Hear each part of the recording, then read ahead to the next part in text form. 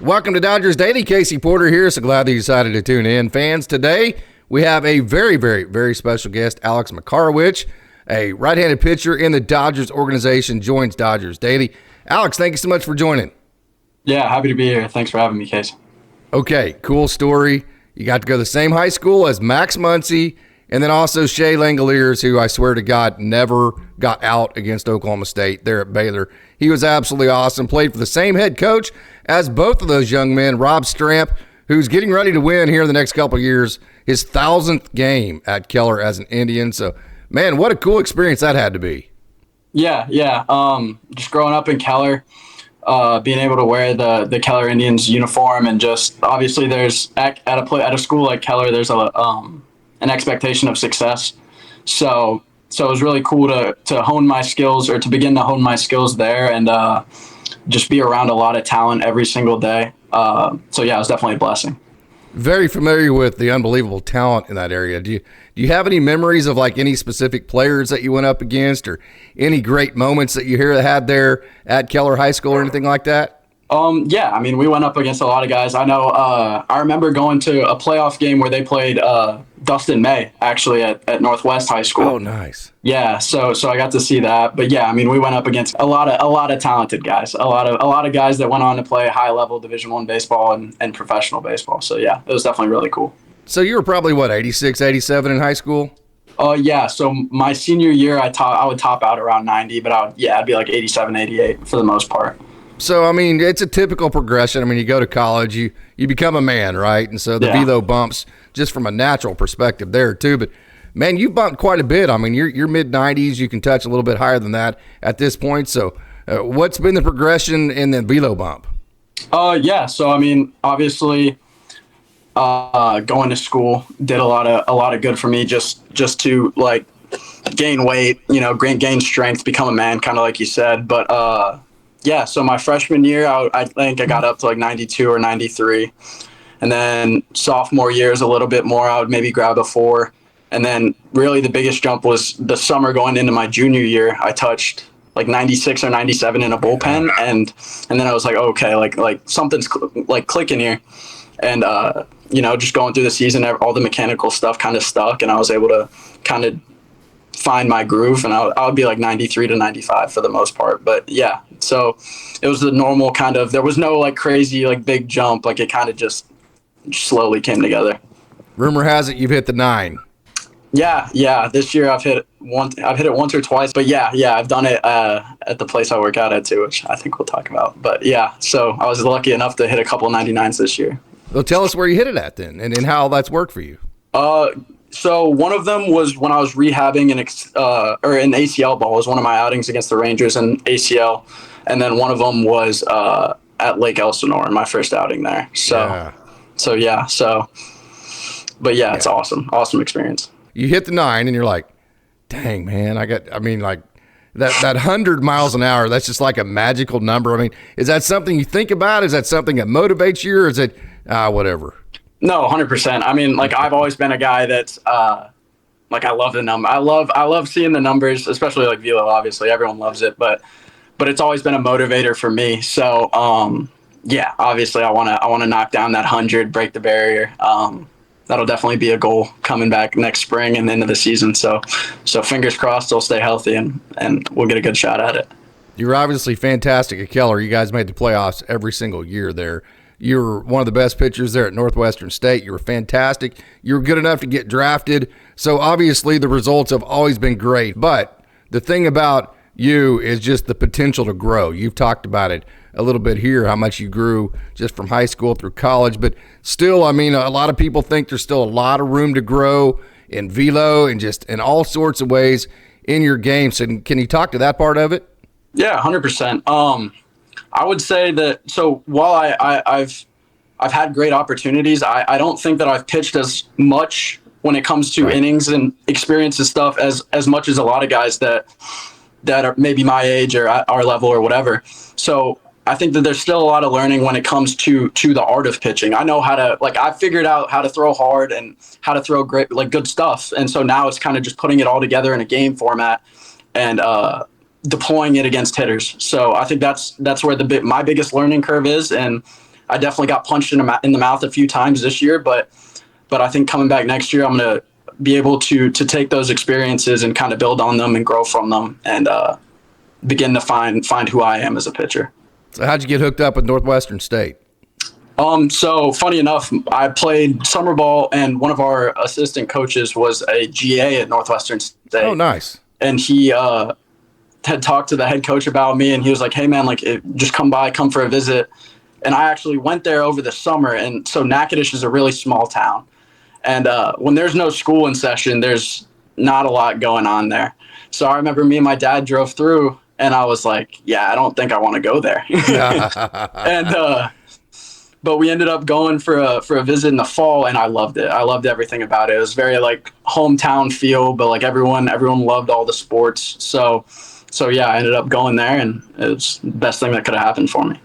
All right, going to put you on the spot. Over, under, or percentage on the amount of people outside of Natchitoches, as you said, that actually saw that name and knew how to pronounce the name of that town? Oh, I would say 1 in maybe 50.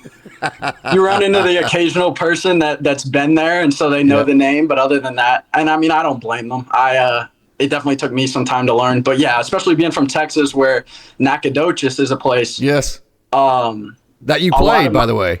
Yeah, a lot of my friends would think that that's where I was, and I was like, no, I'm in a different state, different place. But yeah, no, a lot of honest mistakes. Okay, 13th round, you still had eligibility in college.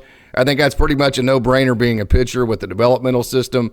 That especially when you see Dodgers tag to it, you know the developmental system here. You had a great situation. You loved your situation there at Natchitoches, but still, when it says Dodgers and you're a pitcher, you got to go, right? 100%. And lucky for me, I was able to bring some high school credits into college, so I graduated after my junior year. So congratulations. Yeah, I appreciate it. But like, it kind of just worked out for me to be like, okay, like I'm done with school. Like, let's go see where this baseball thing will take me. So yeah, it was kind of a perfect storm. And of course the Dodgers, like, yeah, you can't turn them down. So how many hours in the fall? Not a ton. I was taking probably like 15 or maybe 18 once, but nothing crazy. So you took a bunch in the spring too, then, during your season? Yeah. I mean, I was taking probably the same amount, like about 15 per spring semester. So yeah. So you were able to actually study on a college bus on the way to and back from baseball? Man, games? I studied enough is what I would say. Okay. I would say I was able to find enough time to study, but yeah, no, it wasn't anything crazy. And luckily I had a lot of professors that were very cognizant of kind of like what my schedule looked like, and they helped me a lot. So yeah, I was talking to Bailey Reed, who grew up in California, and he moved out to the DFW area as well. And so that kind of reminded me of your situation. You were born in Santa Monica. So how long were you there? When did you move to Texas? What type of connection do you have to Southern California? Yeah, so like you said, I was born in Santa Monica. My little brother, 2 years after me, was born in Pasadena. So we kind of bounced around SoCal for a little bit, and then we moved to Texas when I was 4 for my dad to go to medical school. So we moved here, and he didn't end up finishing, but we ended up staying out here. And yeah, I love it. Obviously I was a young kid, so I didn't have a ton of friends that I was close with, but my parents have a lot of family and friends that are still in SoCal. So it was nice to go out to Rancho. It felt like a second home because like I had so many people around me, familiar faces, home cooked meals. So yeah, it's definitely still a good connection there. Of course, you were probably a little bit too young, but are the parents big Dodgers fans just because they lived out there, the rest of the family? Yeah, it's funny. So my dad's originally from Michigan, so he's a Tigers fan. And then when we lived in LA, he was a Dodgers fan. So it was kind of like a mix of that growing up. And then my mom was actually an Angels fan. So, but of course, I mean, she knows that the Dodgers are the superior team at the time or right now. So, but yeah, so she was happy for me, of course. But yeah, my dad was a Dodgers fan, so I kind of grew up watching Matt Kemp and Andre Ethier and all those guys. So I loved watching Dodger baseball growing up. Yeah, unfortunately, I got to watch Matt Kemp in Oklahoma City. I'm from Stillwater, and so I got to see that way too personal. Yeah, he is pretty darn good there at Midwest City, Oklahoma. So feel sorry for your mom being an Angels fan. Your dad had a hell of a year last year, though. The Tigers, man, they really turned it on that second half, didn't they? Oh, man, he was thrilled. And obviously, you got guys like Scooble and then guys like Trey Sweeney, who got traded. But Yeah. yeah, no, he was fired up. He was always sending texts whenever they were winning. So when they went on that run, he was like, it was probably August, and he's like, oh, like they just have to keep playing well. They're like only 4 games back, Yeah. and I'm like, that is the Tigers. Like I don't know if they're gonna pull it out, but they did, and they flipped a switch, and it was cool to watch for sure. Yeah, we talked about Scooble many different times about is he going to be a Dodger and all that kind of thing. And Yeah. hey, is he still in the window? You know, because the Tigers have a bunch of good young players. Is he still in their window with all those good young players? They made the right decision on him, no doubt. So you got a lot of great instruction there at Keller High School under Coach Stramp. You got great instruction in college. But all of it, I mean, nothing compares to the Dodgers instruction, right? So there has to be some kind of adjustments, whether it be pitch mix, mechanics, approach, sequencing, something like that. So what adjustments have the Dodgers made with you? Yeah, so I would say first off, I really didn't throw a true breaking ball in college. Okay. I had a changeup that I would throw occasionally, but I threw a lot of fastballs, and I got away with it. But obviously, as you go higher levels, like doesn't matter how good a pitch is, like it's going to get hit. Mm-hmm. So that was the first step. Was we added a slider, and eventually we ended up adding a curveball too, which has been kind of my favorite of the two. The curveball's been, especially playing in the fall league, I threw it a ton, got really comfortable throwing it in any count. So I think going into next year, it's going to be a big pitch for me. And then, and then we're messing with the changeup. But mechanically, there was a couple things, but the Dodgers, I would say, do a great job of, they expose you to things and have you do things, but it's not clear to you what exactly it is that they're trying to do. So I'm just out there like making different throws and doing stuff. And then after a few weeks, the mechanics have tweaked, but without me having to consciously think about it or do anything about it. So yeah, they made some adjustments. It wasn't any crazy overhaul or anything, but yeah. So I mean, it showed immediately. Like the hardest I had thrown was 96 in college, and I grabbed a 99 in the instructs. So yeah, I mean, they're obviously great at what they do, and it always amazes me because there's nobody more analytical than Dodgers. There's no organization uses the iPad and the TrackMan and all that stuff more than the Dodgers. But then at the exact same time, no other organization wants you to feel it more than Dodgers too. Kind of the old school, hey, ditch the iPad. You got to feel how this feels coming out of your hand. Otherwise, You're not going to be successful in games. I mean, it's one thing to have the TrackMan in the bullpen, but to be successful in games, you got to know how it feels, right? Yeah, 100%. And that's another thing that I would say about just the Dodgers in general. Yeah, is they just have a great knowledge of kind of the balance of the two, and knowing when to deploy one or when to use one more often. Even on a like just a pitching coach level, like with Coyne and Lowe, like he knew sometimes like, hey man, like maybe if we need to tweak a pitch, then yeah, let's use the TrackMan. But if we just need to work on sequencing or whatever counts, like get rid of that thing and let's just worry about the plate. So yeah, I would say that they do a great job at that too. That's absolutely awesome. And two, it's fascinating with guys like you with just tremendous swing and miss stuff. I mean, when you execute, you would get major league hitters out right now. Your stuff is that good, right? We all know that. And then the key is going to be that balance between having that nasty stuff that can get all that swing and miss while also being able to keep it in the strike zone enough to actually make it effective. You know, it doesn't matter how nasty your stuff is. If it's not a strike, it doesn't matter, especially the levels you go up. So talk about that balance. Yeah, 100%. It was definitely something that I learned a lot about this year. And yeah, I mean, you got to be in the zone to get to the punch out stuff. And so if you're not able to get ahead early and get to 0-2, 1-2 counts where you're just leverage counts, you're never going to be able to use the great stuff that you have to your advantage. Yeah. So that's definitely something, obviously, the Dodgers are very they harp on a lot, is just getting ahead and staying ahead and allowing yourself to get into counts where you can use the plus stuff. And yeah, I mean, that's something that I'm going to focus on a lot coming into next year, is just being able to be in the zone at a higher clip, obviously, is just the key. So like the stuff's never going to hold me back. It's just got to get in the zone and control it a little bit better. I'm assuming Coach Stramp there at Keller High School, and then all your coaches there at Northwestern State all called your pitches for you, right? Yeah. So that was definitely a change for sure. It was a new aspect. There was a lot of new things this year, but yeah, that was definitely a big one. Was kind of learning how to watch swings and what to look for. It was definitely a big adjustment because you don't have someone just telling you, hey man, throw the fastball here, throw the slider here. So was that overwhelming, or was it something that was fun for you and something that felt like you just got your freedom? Yeah, I think that at first it intimidated me a little bit, but like once you get out there and you're kind of doing it, then it's like, oh, okay, like it becomes a game within the game, kind of like what people say a lot. Yeah, I mean, it's cool because it's like, okay, if I mess up, like it's on me and I can wear it, but yeah, you get the opportunity to mess up and learn from it. So I think that's the biggest thing.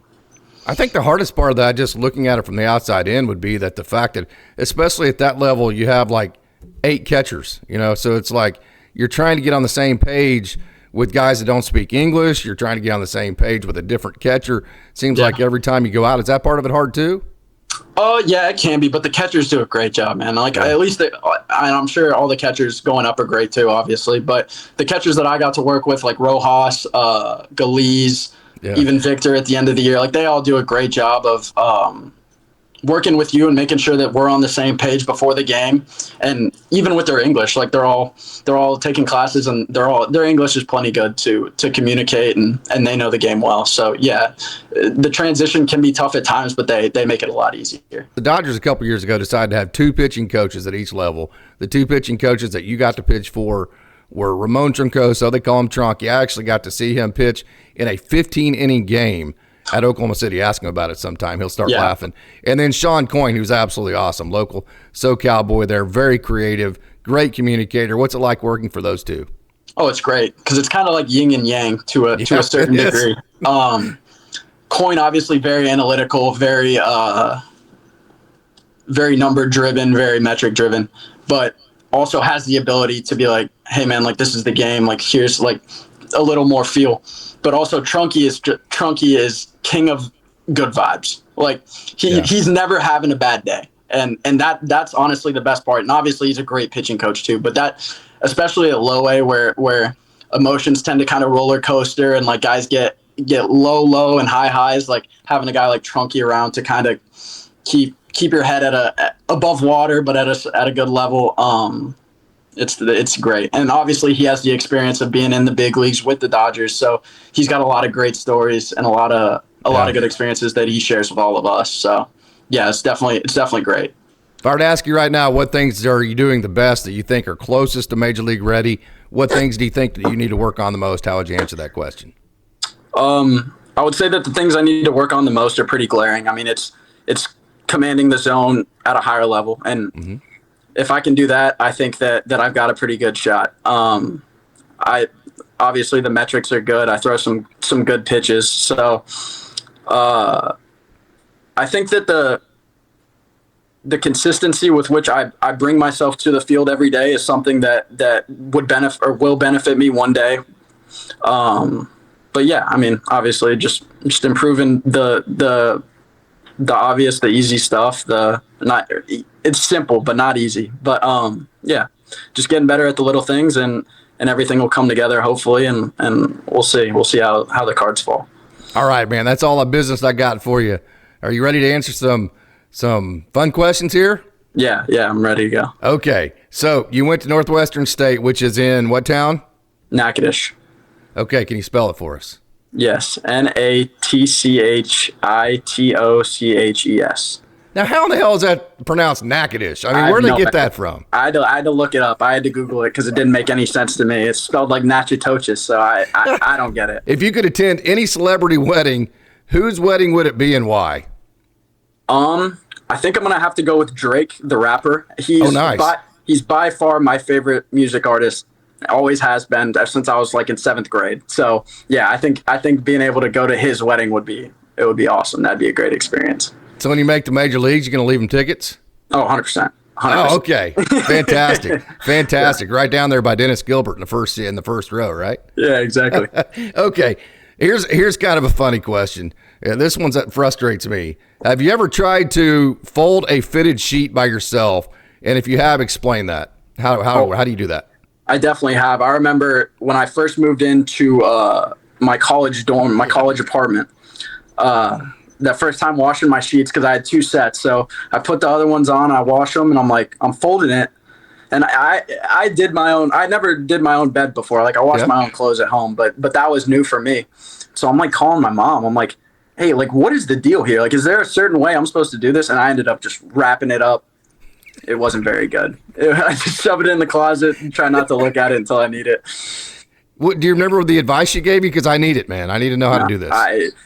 I don't think she knew very well either, to be honest. I don't think anybody knows how to do that. I don't even think the person who invented fitted sheets knows how to do that. They set us up for failure. Okay, everybody has their own story here. So the time when you got pulled over by a police officer, I'm sure you've gotten pulled over at least once. What did you do or say to get out of your ticket?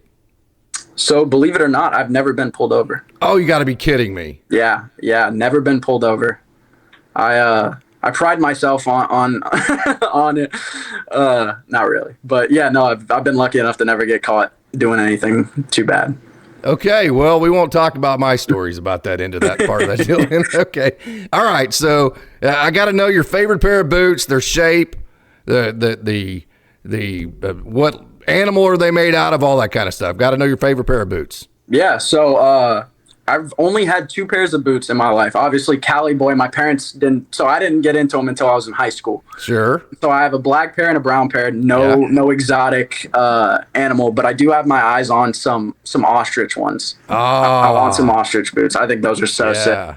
Yeah. Flat toe. Yeah. Yep. Flat toe. So I'm definitely gonna have to get me some. So I'll have to be on the lookout.